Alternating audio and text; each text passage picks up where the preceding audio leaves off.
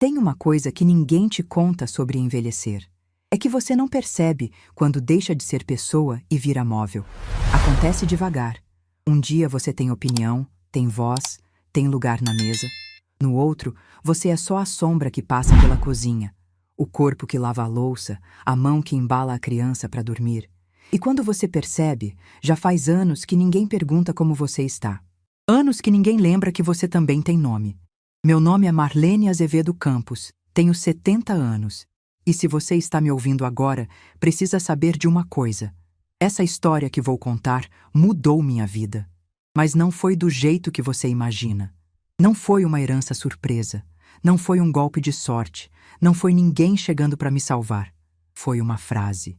Uma única frase, dita pela minha própria nora, na casa que eu ajudei a construir, enquanto eu segurava meu neto no colo. Mas antes de chegar nessa frase, preciso te levar para dentro daquela manhã de terça-feira. Porque se você não sentir o peso do que eu sentia, não vai entender por que aquelas palavras doeram tanto. E mais importante, não vai entender por que, depois de ouvi-las, eu fiz o que fiz. Era março, 3 anos atrás. Eu tinha 67 anos e morava no quarto dos fundos da casa do meu filho Renato, num condomínio de luxo nos arredores da cidade. E quando eu digo quarto dos fundos, não estou exagerando. Era literalmente o cômodo que ficava atrás da área de serviço, com uma janelinha que dava para a parede do vizinho e um banheiro tão pequeno que eu precisava fechar a porta para conseguir sentar no vaso. Naquela manhã, acordei às 5 horas, como fazia todos os dias. Meu despertador nem precisava tocar mais. Meu corpo já tinha decorado a rotina. Levantei em silêncio, vesti a mesma roupa de sempre. Um vestido simples que não chamava a atenção de ninguém. E fui para a cozinha. O café precisava estar pronto às 6h30, quando Priscila descia para tomar antes de ir para o trabalho. Ela era gerente de uma loja de grife no shopping e fazia questão de chegar antes de todo mundo. Dizia que era para dar exemplo. Eu achava que era para se sentir importante. Enquanto a água esquentava, fui organizando o que precisaria fazer naquele dia. Levar Pedro para a escola às 7h15.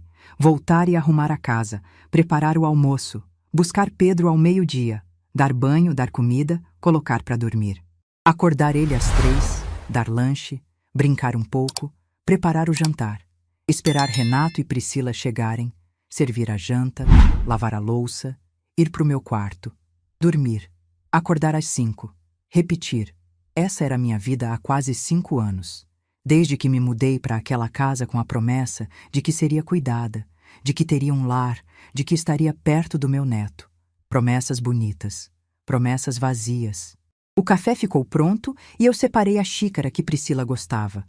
Era uma xícara branca com detalhes dourados que ela tinha comprado numa viagem para a Argentina. Ela não gostava quando eu usava outra.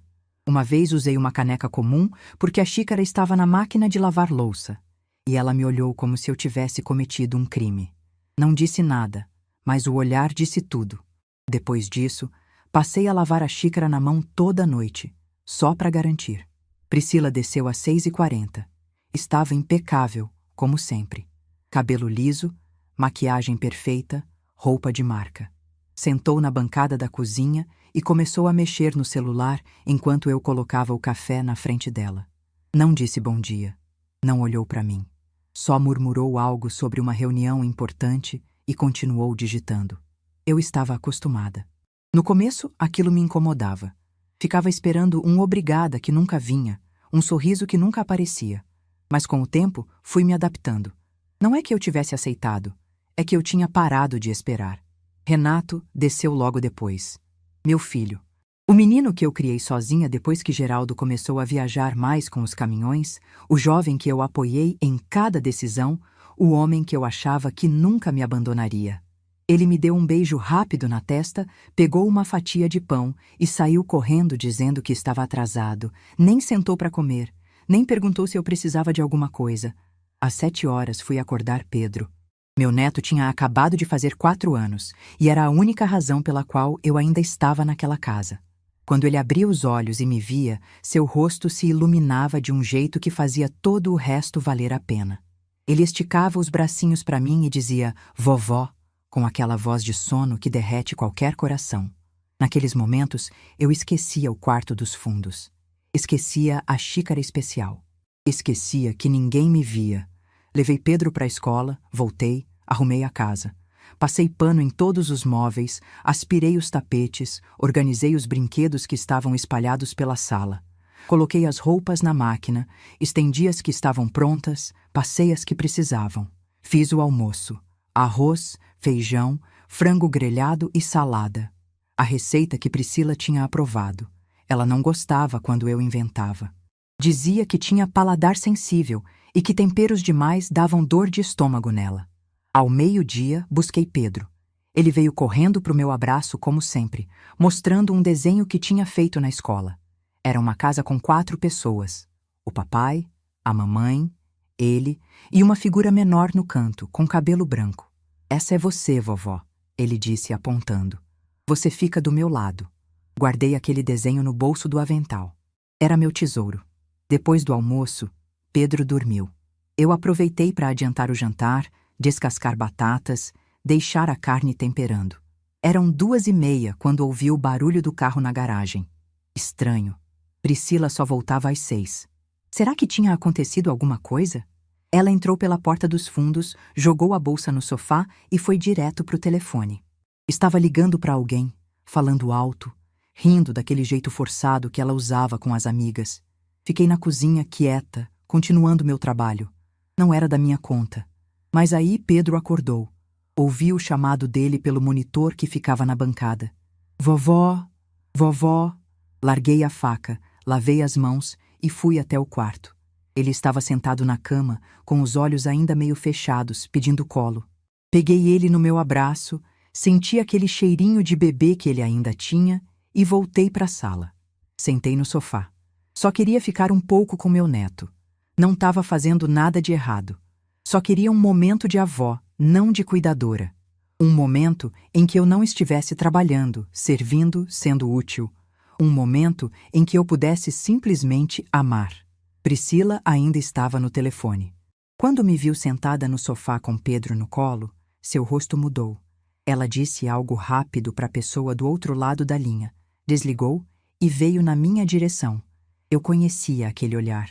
Era o olhar de quem tinha encontrado a empregada sentada na cadeira da patroa. "Marlene, o almoço não está pronto ainda?" Eu disse que estava sim, que já tinha deixado tudo organizado, que só estava aproveitando que Pedro tinha acordado para ficar um pouco com ele. Ela cruzou os braços. "Ficar com ele como? Fazendo o quê?" Eu não entendi a pergunta. Ficar com ele como a avó fica com o neto, abraçando, conversando, existindo junto. Mas antes que eu pudesse responder, ela continuou. "Marlene, você não pode simplesmente parar de fazer as coisas para ficar de gracinha com a criança. Você tem obrigações aqui. O jantar não vai se fazer sozinho." Senti meu rosto esquentar. Pedro me olhava sem entender. Eu disse, com a voz mais calma que consegui, que o jantar já estava adiantado, que só precisava terminar alguns detalhes, que eu só queria 5 minutos com meu neto. E foi aí que ela disse: "Você é uma empregada aqui, não uma avó." O mundo parou. Seu papel é ajudar, não ficar de gracinha. Se quisesse ser avó de verdade, teria sua própria casa. Mas você depende da gente. Então largue essa criança e vá fazer o que tem que fazer." Pedro me olhou. Aqueles olhos de 4 anos que não entendiam o que estava acontecendo, que só sabiam que a vovó estava sendo tratada mal, que sentiam a tensão sem ter palavras para nomear. Eu fiquei em silêncio. Não chorei. Não gritei. Algo dentro de mim, algo que vinha rachando há anos, finalmente quebrou. Mas não foi a parte frágil, foi a parte que aceitava. Coloquei Pedro no chão com cuidado. Ele segurou minha mão, sem querer me soltar. Eu me abaixei, olhei nos olhos dele e disse baixinho: "A vovó precisa fazer uma coisa. Já volto, tá bem?" Ele assentiu, ainda confuso. Fui até a cozinha em silêncio. Desliguei o fogão, tirei o avental. Aquele avental desbotado que eu usava há 5 anos, que tinha manchas de molho e cheiro de comida, que era praticamente minha segunda pele naquela casa. Dobrei ele com cuidado e coloquei sobre a bancada. Fui até meu quarto. Peguei minha bolsa. A mesma bolsa que eu tinha quando me mudei para ali, 5 anos atrás. Dentro dela estavam meus documentos, meu celular velho e nada mais. Não tinha fotos, não tinha lembranças, Não tinha nada que me prendesse àquele lugar. Voltei para a sala. Priscila estava no celular de novo, como se nada tivesse acontecido.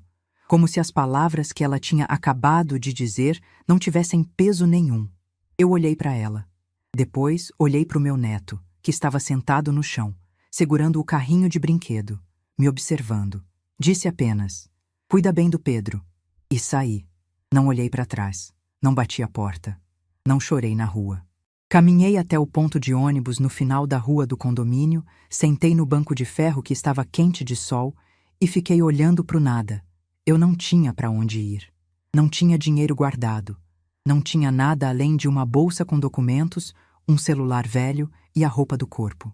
A aposentadoria que eu recebia ia quase toda para ajudar nas contas da casa.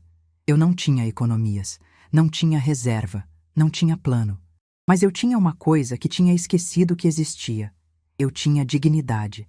Sentada naquele banco de ônibus, com o sol batendo no meu rosto e o coração ainda acelerado, eu entendi uma coisa que deveria ter entendido anos antes. Eu tinha me tornado invisível porque tinha deixado. Porque tinha aceitado cada pequena humilhação, cada falta de respeito, cada momento em que me trataram como menos. E agora, pela primeira vez em muito tempo, eu estava escolhendo ser vista. Mesmo que fosse só por mim mesma. Peguei o celular e liguei para minha irmã Conceição, que morava em Santos. Contei tudo em poucas palavras. Ela não fez perguntas, só disse: "Vem para cá, agora. Eu mando o dinheiro da passagem."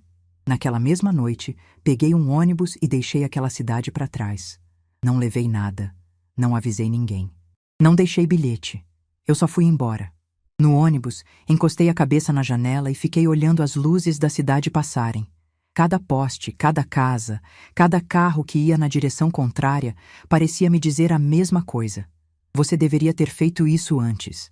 Você deveria ter ido embora no primeiro desrespeito, na primeira vez que te trataram como invisível, na primeira vez que seu coração doeu e você engoliu. Mas a gente não nasce sabendo se defender. A gente aprende. E às vezes o aprendizado demora uma vida inteira. Fechei os olhos e pensei em Geraldo. Meu marido, que partiu há 8 anos, me deixando sozinha num mundo que eu não sabia mais navegar. Geraldo era meu parceiro, meu conselheiro, minha fortaleza. Quando ele estava vivo, ninguém ousava me desrespeitar. Ele não precisava gritar, não precisava ameaçar. Bastava existir ao meu lado para que todos soubessem que eu tinha valor. Depois que ele se foi, tudo mudou. Eu me tornei vulnerável, viúva, disponível, a mãe que podia ser usada, a avó que podia ser explorada, a mulher que não tinha mais ninguém para falar por ela. Mas ali, naquele ônibus, olhando a estrada escura pela janela, eu fiz uma promessa para mim mesma. Nunca mais. Nunca mais eu ia aceitar ser tratada como menos. Nunca mais eu ia trocar minha dignidade por migalhas de afeto. Nunca mais. O que ninguém naquela casa sabia, o que Priscila não fazia a menor ideia, era que o chão onde ela pisava, o condomínio inteiro onde ela ostentava sua vida perfeita, estava construído em cima de um terreno que pertencia a uma única pessoa, a mim. E em breve, muito em breve, ela ia descobrir o que significa subestimar uma mulher que não tem mais nada a perder. Cheguei em Santos de madrugada. O ônibus parou na rodoviária às 3h40 da manhã. E minha irmã Conceição estava lá me esperando. Ela não disse nada quando me viu. Só abriu os braços e me deixou chorar no ombro dela por uns 5 minutos. Ali mesmo, no meio daquela rodoviária vazia, com o cheiro de café e diesel no ar. Conceição era 4 anos mais velha que eu e tinha aquele jeito de irmã mais velha que a gente nunca perde, não importa quantos anos passem. Ela me levou para o apartamento dela, um 2 quartos simples perto da praia, e me colocou no quarto de hóspedes sem fazer perguntas. Disse só: "Amanhã a gente conversa. Agora você descansa." Mas eu não consegui dormir. Fiquei olhando para o teto, ouvindo o barulho do mar ao longe, pensando em tudo o que tinha acontecido. Pedro devia estar acordando agora, procurando por mim. E eu não estava lá. Pela primeira vez em 4 anos, eu não estava lá para dar bom dia para ele, para fazer o café da manhã, para levar ele para a escola. Meu coração doía de um jeito que eu não sabia que era possível. Mas junto com a dor, tinha outra coisa. Uma coisa que eu não sentia há muito tempo. Alívio. Um alívio estranho, quase culpado, de não ter que acordar às 5, de não ter que preparar a xícara especial, de não ter que engolir desaforo fingindo que estava tudo bem. Nos primeiros dias na casa da Conceição, eu mal saía do quarto. Ela me trazia comida, me fazia companhia em silêncio, não perguntou nada até eu estar pronta para falar. E quando eu finalmente contei tudo, desde o começo até a frase que Priscila disse, ela ficou em silêncio por um longo tempo. Depois, disse apenas: Marlene, você aguentou mais do que qualquer pessoa deveria aguentar. Agora é hora de cuidar de você. Mas cuidar de mim significava entender minha situação. E minha situação era complicada. Eu tinha 64 anos, uma aposentadoria de 2 salários mínimos e praticamente nenhuma economia. O dinheiro que eu recebia ia quase todo para ajudar nas contas da casa do Renato. Eu não tinha casa própria, não tinha carro, não tinha nada no meu nome, além de... Foi aí que eu lembrei. O terreno. Conceição percebeu que algo tinha mudado no meu rosto. Perguntou o que era. E eu comecei a contar uma história que ela conhecia só por cima, uma história que começou em 1987, quando Geraldo e eu ainda éramos jovens e cheios de sonhos. Geraldo era caminhoneiro quando nos conhecemos. Um rapaz simples de Minas, filho de lavradores, que tinha vindo para São Paulo tentar a vida. Nos casamos em 1977, quando eu tinha 23 anos. Renato nasceu 2 anos depois. E durante os primeiros anos do nosso casamento, a vida foi difícil. Geraldo passava semanas na estrada, eu cuidava do Renato sozinha, e o dinheiro era sempre contado. Mas Geraldo tinha uma coisa que muita gente não tem: visão. Ele via oportunidades onde os outros viam problemas. E em 1987, quando Renato tinha 8 anos, ele chegou em casa com uma ideia que todo mundo achou loucura.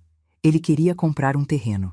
Não um terreno qualquer, mas um sítio abandonado nos arredores da cidade, longe de tudo, cercado de mato e estrada de terra. O dono estava vendendo barato porque ninguém queria aquilo. Era grande demais para ser quintal e pequeno demais para ser fazenda. Um elefante branco, como diziam. Mas Geraldo via diferente. Ele passava por aquela região toda semana, fazendo entregas, e percebia como a cidade estava crescendo naquela direção. Novas fábricas estavam se instalando, novos bairros estavam surgindo. Em 10, 20 anos, aquele terreno ia estar no meio de tudo. Eu tinha minhas dúvidas. O dinheiro que tínhamos guardado era para emergências, para garantir o futuro do Renato. Mas Geraldo me olhou nos olhos e disse: Marlene, esse terreno vai ser a nossa segurança, a sua segurança. Se algum dia eu não estiver mais aqui, você vai ter isso. Ninguém vai poder tirar de você. Compramos o terreno. Custou quase tudo que tínhamos economizado. Geraldo colocou no meu nome porque dizia que era presente para mim, garantia para o meu futuro. Na época, achei exagero. Mas hoje entendo que ele sabia de coisas que eu não sabia. Os anos foram passando e o terreno ficou lá, parado. Às vezes, Geraldo ia lá para limpar o mato, verificar a cerca, sonhar em voz alta sobre o que poderíamos fazer com aquele espaço. Falava em construir uma casa de campo, um lugar para a família se reunir nos fins de semana. Mas nunca tivemos dinheiro para isso. O terreno virou uma espécie de promessa guardada, um sonho para depois. Geraldo estava certo sobre a cidade crescer. Em menos de 15 anos, a região se transformou completamente. O que era mato virou bairro. O que era estrada de terra virou avenida. E o nosso terreno, aquele elefante branco que ninguém queria, de repente estava numa das áreas mais valorizadas da cidade. Incorporadoras começaram a nos procurar. Ofereciam valores que pareciam absurdos, mas Geraldo sempre dizia não. Dizia que aquele terreno era nossa aposentadoria, nossa segurança, e que não ia vender por nada. Em 2015, Geraldo partiu. Uma condição cardíaca que descobrimos tarde demais. Foram meses difíceis no hospital, e eu fiquei ao lado dele até o último momento. No testamento, ele deixou tudo muito claro. A transportadora ficaria para o Renato, que já trabalhava no negócio há anos, e o terreno ficaria para mim, com usufruto vitalício. Usufruto vitalício. Na época, eu não entendi direito o que isso significava. O advogado explicou que eu era a dona do terreno enquanto vivesse, e que ninguém podia vender, construir ou fazer qualquer coisa ali sem minha autorização. Depois que eu partisse, o terreno iria para o Renato. Mas enquanto eu estivesse viva, a decisão era minha. 1 ano depois da partida de Geraldo, Renato veio me procurar. A transportadora estava passando por dificuldades. Concorrência, dívidas, caminhões precisando de manutenção. Ele precisava de dinheiro para modernizar a frota ou ia falir. E tinha uma proposta. Uma construtora queria comprar o terreno. Ofereciam uma fortuna, o suficiente para salvar a transportadora. Renato me implorou para vender. Eu disse não. Aquele terreno era a última coisa que Geraldo tinha me deixado. A única coisa que era só minha. Não podia simplesmente vender. Mas Renato insistiu. Voltou dias depois com Priscila, que estava grávida de poucos meses. Choraram, imploraram, pintaram um quadro de desespero que me partiu o coração. E então fizeram uma proposta diferente. Eu não precisava vender o terreno. Podia apenas autorizar a construção de um condomínio ali, recebendo uma porcentagem dos lucros. A construtora cuidaria de tudo, eu não precisaria fazer nada. E como garantia de que eu sempre seria cuidada, eles me dariam uma das casas do condomínio para morar. Uma casa de verdade, não um asilo. Eu estaria perto do meu neto, da minha família, protegida para sempre. Parecia perfeito. Parecia a solução para todos os problemas. Eu assinei os documentos. A construtora começou a obra. Em 2 anos, o que era um terreno abandonado se transformou num condomínio de luxo. 12 casas de alto padrão, cada uma avaliada em mais de 2 milhões. Piscinas, área de lazer, segurança 24 horas. Uma dessas casas era para ser minha. Era o combinado, era a promessa. Mas quando o condomínio ficou pronto, Renato apareceu com cara de quem ia dar uma notícia ruim. Disse que tinha havido um problema com a documentação. Que a casa que seria minha teve que ser vendida para cobrir um rombo inesperado nas contas da transportadora. Mas eu não precisava me preocupar. Podia morar com eles. A casa deles era enorme. Tinha um quarto sobrando. E eu ainda poderia ajudar com o Pedro. O quarto sobrando era o quarto dos fundos. Pedro nasceu poucos meses depois, e eu fui a primeira a segurá-lo no colo. E a ajuda com o Pedro se transformou em 5 anos de trabalho não remunerado. Eu fui tola, fui ingênua. Acreditei nas promessas porque queria acreditar. Porque era meu filho. Porque eu achava que amor significava sacrifício sem limites. Mas sentada ali, na casa da Conceição em Santos, relembrando toda essa história, uma pergunta começou a se formar na minha cabeça. Uma pergunta que eu nunca tinha feito antes. O que exatamente eu tinha assinado? Eu tinha autorizado a construção do condomínio. Mas será que tinha transferido a propriedade do terreno? Será que o terreno ainda estava no meu nome? Conceição viu a confusão no meu rosto e perguntou o que eu estava pensando. Contei minhas dúvidas. Ela ficou em silêncio por um momento, depois disse: Marlene, eu tenho uma amiga advogada, especialista em direito imobiliário. Acho que você precisa conversar com ela. 2 dias depois, eu estava no escritório de doutora Sônia Rodrigues. Uma mulher da minha idade, cabelo grisalho, olhar afiado. Ela me recebeu com um café e pediu para eu contar minha história. Escutou tudo sem me interromper, fazendo anotações. Quando terminei, ela pediu para ver os documentos. Eu tinha trazido tudo o que consegui encontrar. A escritura original do terreno, o contrato com a construtora, alguns papéis que Geraldo tinha guardado. Entreguei tudo e fiquei esperando. Doutora Sônia leu cada documento com atenção. Demorou quase 1 hora. Eu ficava olhando para ela, tentando ler sua expressão, mas ela não demonstrava nada. Quando finalmente levantou os olhos, ficou em silêncio por quase 1 minuto. Dona Marlene, ela disse, a senhora sabe o que tem aqui? Ela tirou os óculos e me olhou de um jeito que me fez gelar. Isso aqui não é só um terreno. Isso aqui é um condomínio de alto padrão, construído em terra que ainda está no seu nome. Eu não entendi. Perguntei como assim, se eu tinha assinado a autorização para construção. Autorização para construção, sim. Mas a senhora nunca transferiu a propriedade. Olha aqui. Ela me mostrou um dos documentos. A senhora autorizou a construtora a edificar no terreno, recebendo uma porcentagem dos lucros da venda das unidades. Mas a propriedade do solo, o terreno em si, continua registrado no seu nome. Nunca houve transferência. Meu coração disparou. Perguntei o que isso significava na prática. Significa que tudo que está construído ali, todas as 12 casas, toda a infraestrutura, está em cima de um terreno que pertence à senhora. Tecnicamente, a senhora é dona do chão onde aquelas casas estão. E mais importante, nenhuma dessas casas pode ser vendida, financiada, hipotecada ou transferida sem a sua assinatura. Eu fiquei sem palavras. Literalmente sem palavras. Minha boca abriu, mas nenhum som saiu. Doutora, Sônia continuou. Quando a construtora fez o empreendimento, eles deveriam ter regularizado a situação do terreno, comprado da senhora ou feito uma escritura definitiva de transferência. Pelos documentos, isso nunca aconteceu. Provavelmente porque seu filho disse a eles que resolveria com a família depois, e nunca resolveu. Eu perguntei por que ninguém tinha percebido isso antes.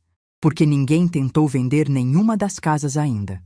Ou se tentou, não foi com um comprador que fez a verificação correta.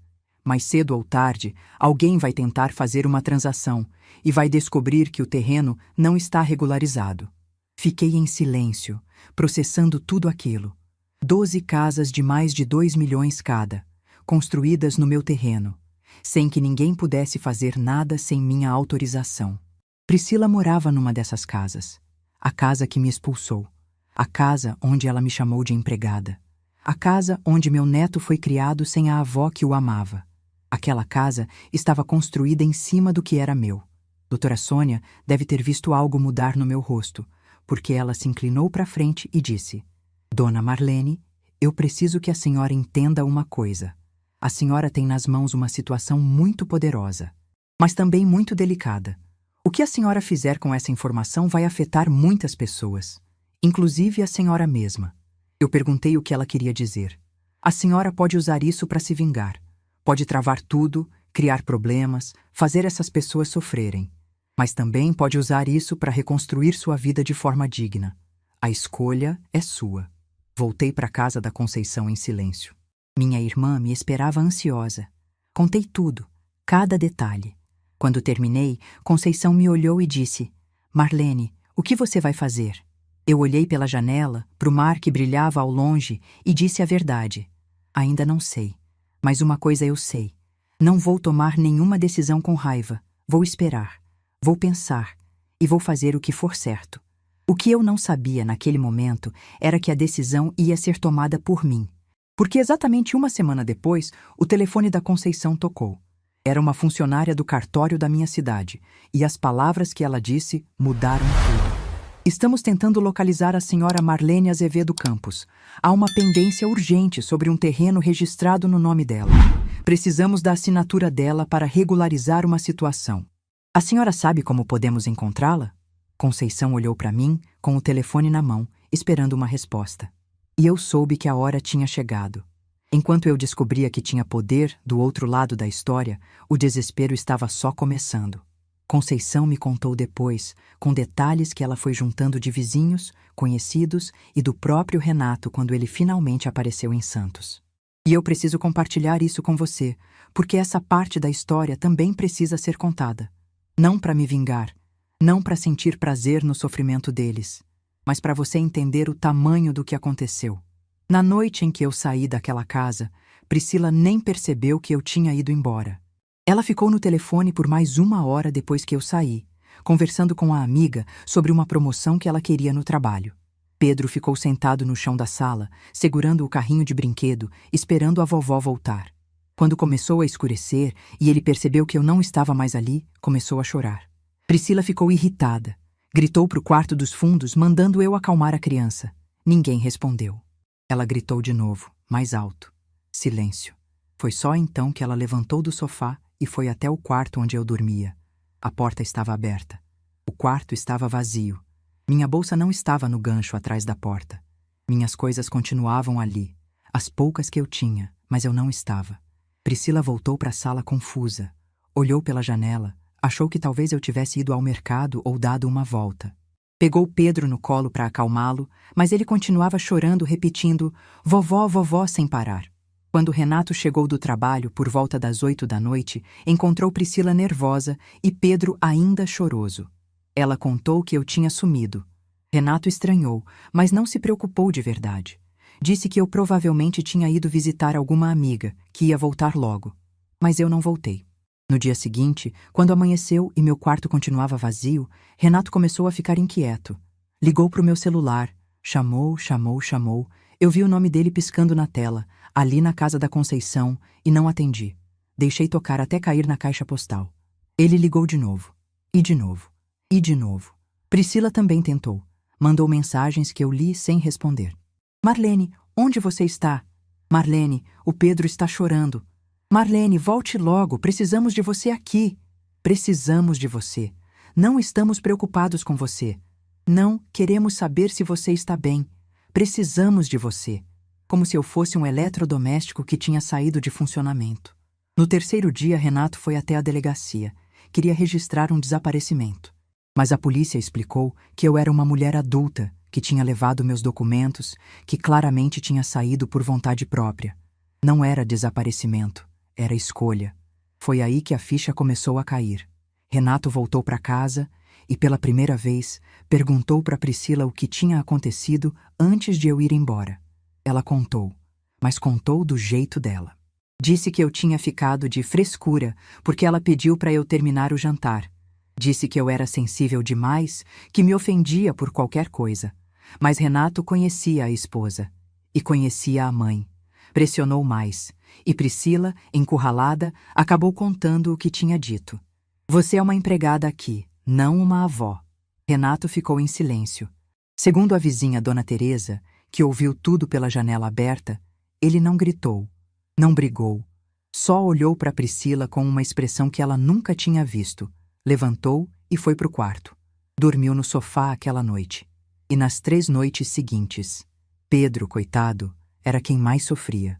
Com 4 anos, ele não entendia por que a avó tinha ido embora.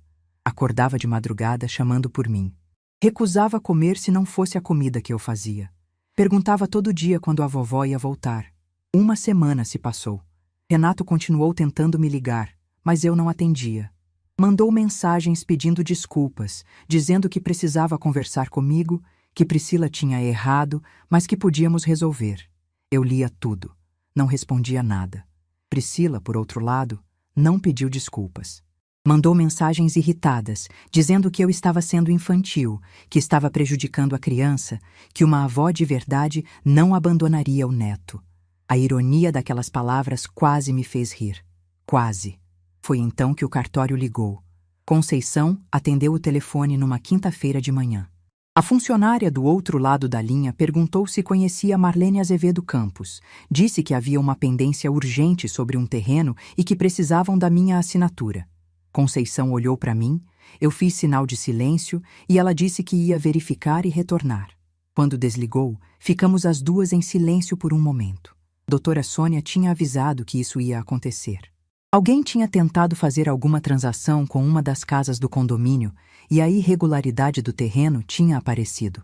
Liguei para a doutora Sônia no mesmo dia. Ela já sabia. Um dos moradores do condomínio, um empresário chamado Rodrigo Mendes, tinha tentado vender sua casa. O comprador era um executivo de São Paulo que ia pagar à vista. Negócio fechado, preço acordado, todo mundo feliz.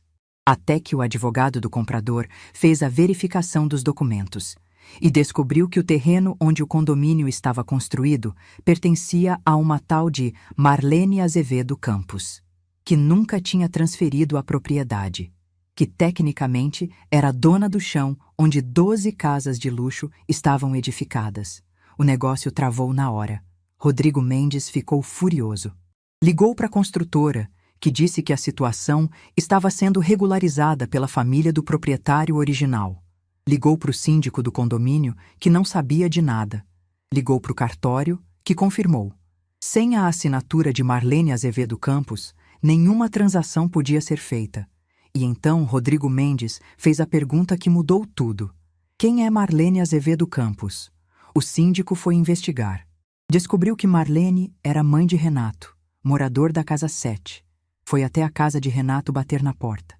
Priscila atendeu. Segundo Dona Teresa, que viu tudo do jardim, o rosto de Priscila ficou branco quando o síndico explicou a situação. Ela gaguejou, disse que não sabia de nada, que ia falar com o marido. Fechou a porta na cara do homem. Naquela mesma noite, Renato descobriu a verdade que eu nunca tinha jogado na cara dele. O terreno onde ele morava, onde ostentava sua vida de sucesso, onde sua esposa me chamava de empregada, estava no meu nome. Sempre esteve. E sem minha assinatura, ele não podia fazer absolutamente nada. Renato ligou para mim 11 vezes naquela noite. Eu deixei todas caírem na caixa postal. No dia seguinte, o síndico convocou uma assembleia de emergência. Todos os 12 proprietários do condomínio foram convocados. E foi aí que o circo pegou fogo. Doutora Sônia tinha um contato que morava no condomínio, uma cliente antiga, e foi ela quem me contou os detalhes. A assembleia começou às 7 da noite e durou quase 4 horas. Houve gritaria, acusações, ameaças de processo. Os moradores queriam saber como era possível que eles tivessem comprado casas construídas em terreno irregular. A construtora foi chamada para dar explicações, mas mandou apenas um advogado que repetia a mesma frase. A situação está sendo tratada com a família proprietária do terreno original. Renato teve que se explicar. Teve que contar na frente de todos os vizinhos que o terreno era da mãe dele, que ele tinha prometido regularizar a situação e nunca fez, que agora a mãe tinha ido embora e não atendia o telefone. As perguntas vieram como metralhadoras. Por que ela foi embora? O que aconteceu? Onde ela está? Ela vai assinar? E se ela não assinar? E se ela quiser o terreno de volta? Podemos perder nossas casas? Renato não tinha respostas. Priscila, que tinha ido junto, ficou encolhida numa cadeira no canto, sem dizer uma palavra. Foi Rodrigo Mendes, o empresário que tinha perdido a venda, quem fez a pergunta que cortou o silêncio. Renato, o que você fez para sua mãe ir embora assim? Renato abaixou a cabeça. Não respondeu. Mas Dona Fátima, moradora da casa 3 e conhecida por não ter papas na língua, respondeu por ele. Eu vou te contar o que aconteceu. A mãe dele morava aqui, no quarto dos fundos da casa deles, trabalhando de graça como empregada. A nora tratava ela como lixo. Todo mundo via, todo mundo sabia. E agora descobrimos que essa senhora que era tratada como lixo é dona do chão onde a gente pisa. O silêncio que se seguiu foi ensurdecedor. Depois da assembleia, Renato voltou para casa arrasado. Priscila tentou culpar a mim. Disse que eu estava fazendo isso de propósito para me vingar. Mas dessa vez, Renato não engoliu. Ele disse para ela, segundo Dona Teresa, que ouviu pela janela. Você chamou minha mãe de empregada, na frente do meu filho. E agora você quer culpar ela por reagir? Priscila não respondeu. No dia seguinte, Renato pegou o carro e veio para Santos. Não avisou, não ligou antes. Simplesmente apareceu na porta do prédio da Conceição, às 3 da tarde, com os olhos vermelhos de quem não dormia há dias. Conceição atendeu o interfone. Quando ouviu a voz do sobrinho, olhou para mim perguntando o que fazer. Eu disse para ela deixar ele subir. Renato entrou no apartamento como um cachorro que leva bronca. Cabisbaixo, ombros curvados, sem conseguir me olhar nos olhos. Sentou no sofá quando eu ofereci, mas recusou o café. Ficou em silêncio por quase 1 minuto antes de conseguir falar. Mãe, eu não sei nem por onde começar. Eu fiquei em silêncio, esperando. Eu errei muito. Deixei as coisas chegarem num ponto que nunca deveria ter chegado. A Priscila, o que ela disse? Eu não sabia, mãe. Juro que não sabia. Eu continuei em silêncio. Eu sei que não tenho direito de pedir nada, mas a situação lá está muito complicada. Os vizinhos estão querendo o processo, a construtora está ameaçando, tem gente falando em advogado. Mãe, eu preciso da sua ajuda. Foi aí que eu finalmente falei. Renato, você veio aqui pedir desculpas ou pedir minha assinatura? Ele engasgou. Abriu a boca para responder, mas nenhum som saiu. Conceição, que estava na cozinha ouvindo tudo, soltou uma risada seca. Eu me levantei, fui até a janela, olhei para o mar lá fora. Quando voltei a falar, minha voz estava calma, mas firme. Seu pai me deixou aquele terreno para eu ter segurança, para ninguém nunca poder me tirar nada. E o que você fez, Renato? Você me colocou num quarto dos fundos, deixou sua esposa me tratar como empregada e agora vem aqui porque precisa da minha assinatura para resolver o problema que você mesmo criou. Renato começou a chorar. Lágrimas de verdade, daquelas que descem sem controle. Eu sei, mãe, eu sei. Eu fui um idiota, um filho ingrato. Eu deixei isso acontecer e não fiz nada para impedir. Mas eu estou aqui agora. Estou aqui pedindo perdão, de verdade. Olhei para o meu filho, aquele homem de 40 e tantos anos, chorando no sofá da minha irmã, me pedindo perdão. Por um momento, vi o menino que eu criei, que corria para os meus braços quando tinha pesadelo, que dizia que eu era a melhor mãe do mundo. Mas também vi o homem que deixou a esposa me humilhar por anos, que nunca me defendeu, que só veio me procurar quando precisou de algo. Respirei fundo e disse: Renato, eu vou pensar, mas não vou tomar nenhuma decisão agora. Você vai voltar para sua casa, vai cuidar do seu filho e vai esperar. Quando eu decidir o que fazer, eu aviso. Ele quis argumentar, quis ficar, quis insistir. Mas Conceição se levantou e disse, com aquele tom de irmã mais velha que não aceita discussão: Você ouviu sua mãe. Agora vai. Renato foi embora de cabeça baixa. Quando a porta fechou, Conceição veio sentar do meu lado. Ficamos em silêncio por um longo tempo, olhando para o mar pela janela. Finalmente ela perguntou: O que você vai fazer, Marlene? Eu pensei no terreno, pensei nas 12 casas, pensei em Priscila, que me chamou de empregada, pensei em Renato, que nunca me defendeu. Pensei em Pedro, meu neto, que chorava toda noite chamando por mim. E pensei em mim, na mulher que eu era, na mulher que eu tinha me tornado, na mulher que eu queria ser. Olhei para Conceição e disse: Vou fazer o que for certo. Não para eles, para mim. E pela primeira vez desde que saí daquela casa, eu sabia exatamente o que isso significava. Depois que Renato foi embora, passei 3 dias em silêncio. Conceição respeitou meu espaço, não fez perguntas, só ficou por perto quando eu precisava de companhia. Às vezes, a gente sentava na varanda do apartamento dela, olhando para o mar, tomando café, sem dizer nada. E naquele silêncio, eu fui organizando meus pensamentos. De um lado, tinha a raiva. Uma raiva antiga, guardada há anos, que agora finalmente tinha um lugar para ir. Eu podia usar o terreno para destruir a vida deles. Podia travar tudo, exigir valores absurdos, fazer com que perdessem as casas. A lei estava do meu lado, o poder estava nas minhas mãos. Do outro lado, tinha o Pedro, meu neto, que não tinha culpa de nada, que chorava toda noite chamando por mim, que não entendia por que a avó tinha sumido. Se eu destruísse Renato e Priscila, estaria destruindo também o lar do meu neto. E isso eu não conseguia aceitar. No 4º dia, doutora Sônia me ligou. Disse que a situação no condomínio estava ficando insustentável. Os moradores tinham contratado um advogado coletivo e estavam ameaçando processar a construtora, Renato, e até a mim se eu não me manifestasse. Perguntou se eu já tinha decidido o que fazer. Eu disse que ainda não, mas que estava chegando lá.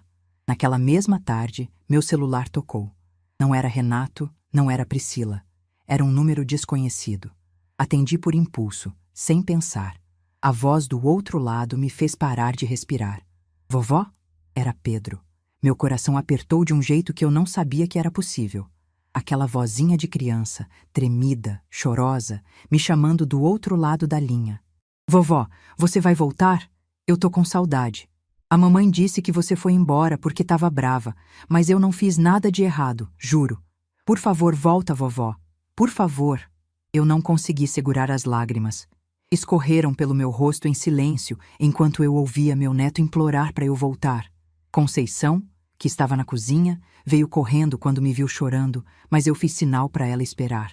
Meu amor, eu disse com a voz quebrada, a vovó não foi embora por sua causa. Você não fez nada de errado. A vovó te ama muito, muito, muito. Você sabe disso, né? Então, por que você foi embora? Como explicar para uma criança de 4 anos que a mãe dela me tratou como lixo? Como contar que o pai dele deixou isso acontecer? Como fazer ele entender algo que nem adultos conseguem processar?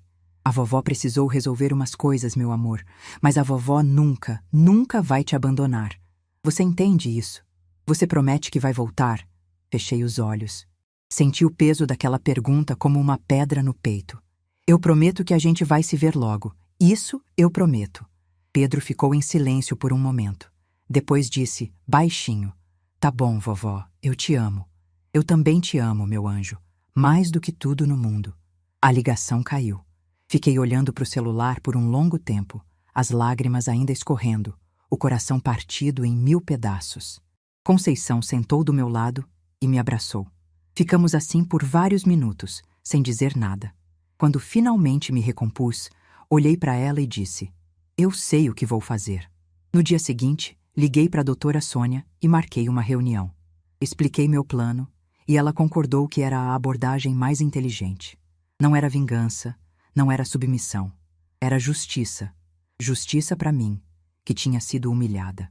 E justiça para o meu neto, que não merecia sofrer pelos erros dos pais. Uma semana depois, eu estava de volta à cidade. Não fui para a casa de Renato. Fiquei num hotel simples no centro, perto do escritório de doutora Sônia. Não avisei ninguém que tinha chegado. Ainda não era hora. Doutora Sônia organizou tudo. Convocou uma reunião com todos os moradores do condomínio, sem a presença de Renato e Priscila. Eles foram informados que a proprietária do terreno queria conversar diretamente com os afetados, sem intermediários. A reunião aconteceu numa sala de eventos de um hotel na cidade. Quando entrei naquela sala, 11 pares de olhos me olharam com uma mistura de curiosidade, apreensão e, em alguns casos, hostilidade. Eu estava nervosa. Minhas mãos tremiam levemente enquanto eu caminhava até a frente da sala. Mas mantive a postura. Minha mãe sempre dizia que uma senhora se porta com dignidade, mesmo quando o mundo desaba. E era exatamente isso que eu ia fazer. Sentei na cadeira que doutora Sônia tinha preparado para mim e olhei para aquelas pessoas. Algumas eu reconhecia de vista dos anos que morei no condomínio. Outras eram rostos novos. Todas tinham uma coisa em comum. Suas vidas estavam nas minhas mãos. Comecei a falar. Contei minha história desde o começo. Contei sobre Geraldo, sobre como ele comprou o terreno em 1987, sonhando com o futuro. Contei sobre a promessa que Renato e Priscila fizeram quando pediram para eu autorizar a construção. Contei sobre a casa que deveria ser minha e que nunca veio. Contei sobre os 5 anos no quarto dos fundos, acordando às 5 da manhã, cuidando do meu neto, cozinhando, limpando, lavando, passando. Contei sobre a frase: Você é uma empregada aqui, não uma avó. Vi rostos mudarem na plateia. Vi olhos se arregalarem, bocas se abrirem. Vi Dona Fátima, a mesma que tinha exposto a verdade na assembleia, balançar a cabeça com uma expressão de nojo. Contei sobre o dia em que tirei o avental, peguei minha bolsa e fui embora. Contei sobre os dias em Santos, sobre a descoberta de que o terreno ainda estava no meu nome, sobre a ligação do cartório. Quando terminei, a sala estava em silêncio absoluto. Então, Rodrigo Mendes, o empresário que tinha perdido a venda da casa, levantou a mão. Dona Marlene, eu preciso perguntar. O que a senhora quer de nós? Olhei para ele e respondi com calma. Eu não quero nada de vocês. Vocês não fizeram nada de errado. Vocês compraram casas acreditando que estava tudo regularizado. O erro foi de quem vendeu sem regularizar. O erro foi do meu filho, que prometeu resolver e nunca resolveu. Então, o que a senhora pretende fazer? Respirei fundo antes de responder. Eu vou regularizar a situação do terreno. Vou assinar os documentos necessários para que cada um de vocês tenha a propriedade plena das suas casas. Vocês não vão perder nada. Um murmúrio de alívio percorreu a sala. Algumas pessoas soltaram suspiros, outras sorriram. Mas eu levantei a mão pedindo silêncio. Porém, isso vem com condições. O silêncio voltou, mais tenso que antes. Primeira condição. Cada morador vai contribuir com um valor proporcional ao tamanho da casa para um fundo de compensação. Esse valor vai ser definido por um avaliador independente e vai levar em conta os anos que eu deveria ter recebido minha porcentagem dos lucros da construção e nunca recebi. Olhares foram trocados, mas ninguém protestou. Eles sabiam que estavam em posição de negociar, não de exigir. Segunda condição. Parte desse fundo vai ser doada para uma instituição que cuida de idosos em situação de abandono familiar. Pessoas como eu quase fui. Pessoas que precisam saber que não estão sozinhas. Vi Dona Fátima limpar uma lágrima do canto do olho. Terceira condição. Renato e Priscila vão assinar um documento público reconhecendo o erro que cometeram comigo. Não precisa ser humilhação, não precisa ser exposição na mídia. Mas eu quero um registro formal de que o que aconteceu foi errado, para que nunca mais aconteça com ninguém. Rodrigo Mendes assentiu lentamente. Dona Marlene, eu acho que falo por todos aqui quando digo que essas condições são mais do que justas. A senhora teria todo o direito de exigir muito mais. Uma senhora de cabelos brancos que eu não conhecia se levantou. Eu quero pedir desculpas à senhora, não pessoalmente porque eu não fiz nada, mas em nome de todos nós que sabíamos como a senhora era tratada e nunca fizemos nada para ajudar. A gente via, Dona Marlene, a gente via e fingia que não era da nossa conta. E isso também foi errado. Senti um nó na garganta. Aquela mulher estava dizendo algo que eu precisava ouvir há muito tempo, que eu não era invisível, que as pessoas tinham visto, que meu sofrimento não tinha passado despercebido. Obrigada, eu disse com a voz embargada. Obrigada por dizer isso. A reunião terminou com um acordo verbal. Doutora Sônia ia preparar todos os documentos e uma nova reunião seria marcada para a assinatura formal. Antes de ir embora, várias pessoas vieram me cumprimentar, apertar minha mão, me desejar bem. Dona Fátima foi a última. Ela me abraçou forte e disse no meu ouvido: "Você é uma mulher de fibra, Dona Marlene. Seu marido deve estar muito orgulhoso de onde ele estiver." Pensei em Geraldo, no terreno que ele comprou pensando no meu futuro, na segurança que ele queria me dar. E sorri, porque ela estava certa. Ele estaria orgulhoso. No dia seguinte aconteceu a parte mais difícil. Renato e Priscila foram convocados para o escritório de doutora Sônia para uma reunião. Eles não sabiam que eu estaria lá. Quando entraram e me viram sentada na mesa de reuniões, Priscila parou na porta como se tivesse visto um fantasma. Renato veio em minha direção, mas doutora Sônia o parou com um gesto. "Senhor Renato, por favor, sente-se. Estamos aqui para tratar de negócios." A reunião foi tensa. Doutora Sônia explicou os termos do acordo que eu tinha proposto aos moradores. Explicou que todos tinham aceitado e que só faltava a participação de Renato e Priscila. Priscila tentou interromper várias vezes, mas doutora Sônia não deixou. Quando finalmente foi a vez dela falar, ela disse o que eu já esperava, que eu estava sendo vingativa, que estava punindo ela por um comentário que saiu errado, que eu estava destruindo a família. Eu a deixei terminar. Depois falei: "Priscila, você me chamou de empregada na frente do meu neto, na frente de uma criança de 4 anos que me ama e que não entende por que a mãe dele trata a avó como lixo. Isso não foi um comentário que saiu errado. Foi o reflexo de como você sempre me viu." Ela tentou responder, mas eu continuei. "Eu morei 5 anos na sua casa, trabalhando de graça, abrindo mão da minha aposentadoria para ajudar nas contas, e você nunca, nem uma vez, disse obrigada. Você me tratou como um móvel. E o pior, meu filho deixou." Olhei para Renato, que estava de cabeça baixa. "Você, Renato. Você viu tudo acontecer e não fez nada. Você escolheu a paz com sua esposa em vez de defender sua mãe. E quando eu fui embora, você só veio me procurar porque precisava da minha assinatura." Renato levantou os olhos, cheios de lágrimas. "Mãe, eu sei que errei. Eu sei, mas eu amo você. Sempre amei. Amor não é só palavra, filho. Amor é ação." E suas ações me mostraram exatamente onde eu estava na sua lista de prioridades. O silêncio que se seguiu foi pesado como chumbo. Doutora Sônia então apresentou o documento que Renato e Priscila precisavam assinar. Uma declaração formal, reconhecendo que eu tinha sido maltratada enquanto morava com eles e que eles se comprometiam a nunca mais repetir esse comportamento com ninguém. Priscila se recusou a assinar. Disse que aquilo era humilhação, que ela não ia admitir nada. Eu olhei para ela e disse, com a voz mais calma que consegui: "Você não é obrigada a assinar, mas se não assinar, o acordo não acontece. E sem o acordo, o terreno continua no meu nome. E eu posso fazer o que quiser com ele." O rosto dela mudou de cor. Renato pegou a caneta e assinou antes que Priscila pudesse dizer mais alguma coisa. Depois olhou para a esposa e disse: "Assina, Priscila, chega." Ela ficou em silêncio por um longo momento. Depois, com as mãos tremendo de raiva, pegou a caneta e assinou. Quando saíram do escritório, eu fiquei sozinha com a doutora Sônia. Ela me olhou e perguntou: "Como você está se sentindo?"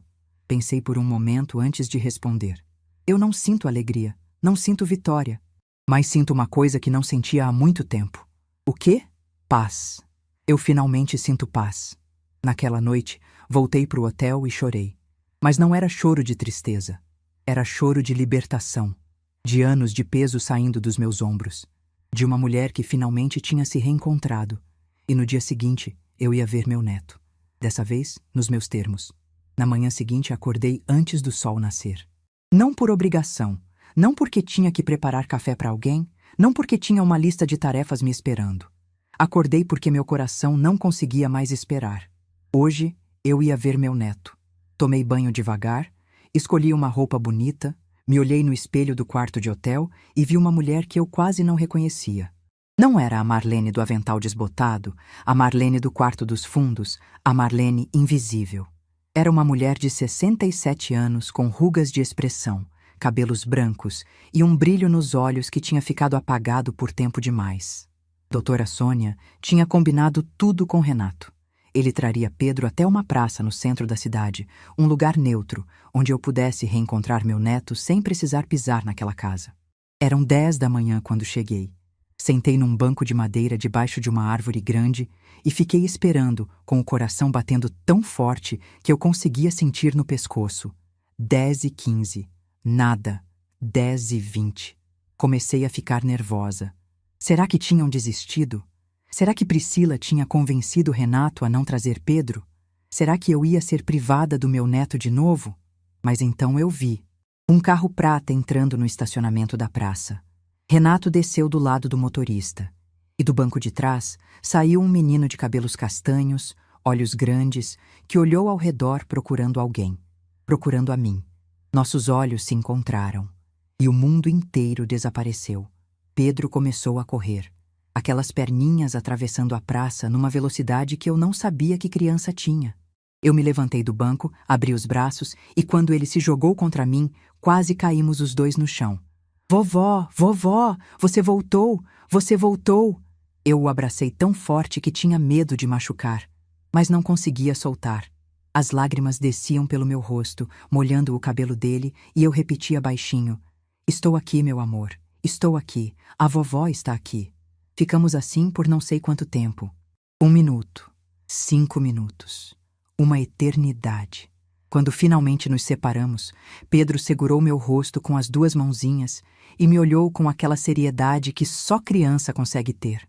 "Você prometeu que a gente ia se ver logo. E você cumpriu." Eu sorri, limpando as lágrimas. "Eu sempre vou cumprir minhas promessas para você, meu amor. Sempre." Renato tinha ficado a alguns metros de distância, nos observando. Quando olhei para ele, vi que também estava chorando. Não disse nada. Apenas acenou com a cabeça, um gesto pequeno que dizia mais do que palavras conseguiriam. Pedro e eu passamos a manhã inteira juntos.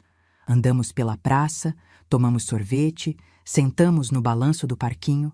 Ele me contou tudo o que tinha acontecido nos meses em que ficamos separados, que tinha aprendido a andar de bicicleta, que tinha feito um amigo novo na escola chamado Lucas, que a professora tinha elogiado o desenho dele.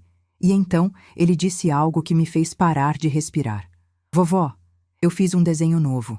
Para você."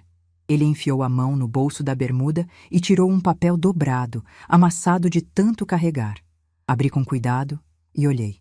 Era uma casa. Como aquele primeiro desenho, o que ele tinha feito na escola e que eu tinha guardado no bolso do avental. Mas dessa vez era diferente. Dessa vez, a figura de cabelo branco não estava no canto da página. Estava no centro. E ao lado dela, de mãos dadas, estava um menino pequeno. Embaixo, com letra torta de criança, estava escrito: "Eu e minha vovó, a melhor vovó do mundo." Eu chorei. Chorei tanto que Pedro ficou preocupado, perguntando se eu estava triste. Eu disse que não, que eram lágrimas de felicidade, que aquele era o presente mais lindo que eu já tinha recebido na vida. E naquele momento eu soube que tudo tinha valido a pena. As semanas seguintes foram de reconstrução. Com o dinheiro do acordo com os moradores do condomínio, comprei um apartamento pequeno no centro da cidade. 2 quartos, uma sala, uma cozinha onde eu podia cozinhar para o meu neto quando ele viesse me visitar. Tinha uma varanda com vista para a praça e toda manhã eu tomava meu café ali, olhando as pessoas passarem, sentindo o sol no rosto. Pela primeira vez em muitos anos, eu tinha um lugar que era só meu. Renato e eu começamos a reconstruir nossa relação, devagar. Ele vinha me visitar toda semana, às vezes sozinho, às vezes com Pedro. No começo, as conversas eram difíceis. Havia muita mágoa acumulada, muitas palavras não ditas, muitos anos de silêncio entre nós. Mas aos poucos, fomos encontrando um caminho. Numa dessas visitas, Renato me contou o que tinha acontecido depois que eu saí. Disse que ele e Priscila tinham passado por uma crise séria, que ela não aceitava ter sido humilhada na frente dos vizinhos, que eles tinham brigado muito, dormido em quartos separados por semanas. Perguntei se eles ainda estavam juntos. Renato ficou em silêncio por um momento. Depois disse: "Estamos tentando, mãe. Pelo Pedro, mas não sei se vai dar certo." Eu não disse nada. Não era meu lugar julgar ou opinar. Só segurei a mão do meu filho e deixei ele falar. Ele me contou que tinha finalmente percebido o quanto tinha errado comigo, que passava noites acordado, lembrando de todas as vezes que Priscila me tratou mal e ele não fez nada, que se sentia culpado por ter deixado a mãe dele viver como empregada na própria casa. "Eu queria ter sido um filho melhor, mãe. Queria ter te protegido." Eu olhei para ele, aquele homem de mais de 40 anos com cara de menino arrependido, e disse: "Renato, você não pode mudar o passado. Ninguém pode. Mas você pode escolher como vai ser daqui para frente. E isso você está fazendo." Ele me abraçou. Pela primeira vez em anos, eu senti que estava abraçando meu filho de verdade. Não o marido de Priscila, não o homem que me ignorava. Meu filho. O menino que eu criei, que eu amei, que eu nunca deixei de amar mesmo quando ele me decepcionou. Priscila nunca veio me visitar. E, sinceramente, eu não esperava que viesse. Ela assinou os documentos porque foi obrigada, não porque reconheceu o erro. Algumas pessoas mudam quando enfrentam as consequências dos seus atos. Outras apenas ficam com raiva de quem as obrigou a enfrentar. Priscila era do segundo tipo. Mas isso não me incomodava mais. Eu tinha aprendido que não podia controlar as atitudes dos outros, só as minhas. E as minhas atitudes agora eram focadas em viver bem, em ser feliz, em aproveitar o tempo que me restava com as pessoas que realmente me amavam. Pedro passou a me visitar todo fim de semana. Às vezes dormia no meu apartamento, no quarto que eu tinha preparado especialmente para ele. Tinha uma cama com lençóis de dinossauro, uma estante com livros infantis e uma parede onde ele podia colar todos os desenhos que fizesse. Era o quarto que eu sempre quis dar para ele. O quarto de avó, não de cuidadora. Aos domingos, a gente fazia panquecas juntos. Eu deixava ele mexer a massa, mesmo sabendo que ia sujar tudo. Deixava ele escolher os recheios, mesmo quando ele queria combinações estranhas como chocolate com queijo. Deixava ele ser criança, simplesmente ser criança, sem pressa, sem obrigações. Eram os momentos mais felizes da minha semana. 3 meses depois de me mudar para o apartamento, fiz algo que nunca pensei que faria. Me inscrevi como voluntária numa instituição que cuidava de idosos em situação de vulnerabilidade. A mesma instituição que tinha recebido parte do dinheiro do acordo com os moradores. No primeiro dia, conheci pessoas que tinham histórias parecidas com a minha. Senhoras que foram abandonadas pelos filhos, senhores que perderam tudo e não tinham mais ninguém. Pessoas que passaram a vida cuidando dos outros e na velhice descobriram que estavam sozinhas. Eu contava minha história para eles. Contava sobre o avental, sobre a frase, sobre o terreno que ninguém sabia que era meu. E via nos olhos deles algo que eu conhecia bem. A dor de ser invisível. Mas também via outra coisa. Via esperança.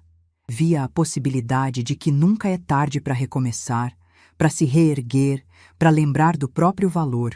Uma senhora chamada Dona Aparecida, de 74 anos, me disse uma vez: "Marlene, você é a prova de que a gente não precisa aceitar migalhas. Obrigada por existir." Aquelas palavras ficaram comigo por dias. Num domingo de outono, quase 1 ano depois de tudo o que aconteceu, Eu estava sentada na varanda do meu apartamento quando Pedro veio correndo com uma caixa de sapato nas mãos. Vovó, olha o que eu achei! Ele abriu a caixa e tirou de dentro um papel amarelado, amassado, com marcas de dobras antigas. Quando vi o que era, meu coração parou. Era o desenho, o primeiro desenho. Aquele que ele tinha feito na escola, com a casa e as 4 pessoas, e a vovó no canto da página. O mesmo desenho que eu tinha guardado no bolso do avental naquele dia. Mamãe achou nas suas coisas antigas, Pedro explicou. Tava no bolso de um avental velho. Ela ia jogar fora, mas eu não deixei. Peguei o papel com mãos tremendo. Olhei para aquela figura pequena no canto, com cabelo branco, que era eu. A eu de antes. A eu invisível. Depois olhei para o desenho novo, que estava emoldurado na parede da minha sala. A eu no centro, de mãos dadas com meu neto. E entendi que aqueles 2 desenhos contavam toda a minha história. O antes e o depois. A invisibilidade e o recomeço. A dor e a cura. Pedro sentou do meu lado e encostou a cabeça no meu ombro. Vovó, por que você tá chorando de novo? Eu sorri, passando a mão no cabelo dele. Porque às vezes, meu amor, a gente chora quando é muito feliz. Quando percebe que as coisas difíceis que passou serviram para alguma coisa. Quando entende que valeu a pena não desistir. Ele ficou em silêncio por um momento, processando. Depois disse, com aquela sabedoria simples que só criança tem. Então tá bom, vovó. Pode chorar. Eu fico aqui com você. E ficou. Hoje, quando olho para trás, não sinto mais raiva. Não sinto mágoa. Sinto gratidão. Gratidão por Geraldo, que comprou um terreno pensando no meu futuro e me deu a segurança que eu precisava. Gratidão por Conceição, que abriu as portas da casa dela sem fazer perguntas. Gratidão por doutora Sônia, que me mostrou que eu tinha mais poder do que imaginava. E gratidão por mim mesma, por ter tido a coragem de tirar o avental, pegar a bolsa e ir embora. Às vezes me pergunto o que teria acontecido se eu tivesse ficado. Se tivesse engolido aquela frase, voltado para o fogão, continuado invisível. Provavelmente ainda estaria lá, no quarto dos fundos, acordando às 5 da manhã, lavando a xícara especial, sendo chamada de empregada. Mas eu não fiquei, e essa escolha mudou tudo. Não foi fácil. Recomeçar nunca é, mas foi necessário. E foi a melhor decisão que eu já tomei na vida. Se você está ouvindo essa história e se identificou com alguma parte dela, eu quero te dizer uma coisa. Você não precisa aceitar ser invisível. Você não precisa trocar sua dignidade por migalhas de afeto. Você não precisa viver no quarto dos fundos da vida de ninguém. O seu valor não depende de quem te enxerga. Depende de você se enxergar. E às vezes, a coisa mais poderosa que você pode fazer é tirar o avental, pegar sua bolsa e ir embora. O resto, a vida se encarrega de resolver. Se essa história tocou seu coração, deixe seu like, se inscreva no canal e comente aqui embaixo. No meu lugar, o que você faria? Sua mensagem pode iluminar o dia de alguém.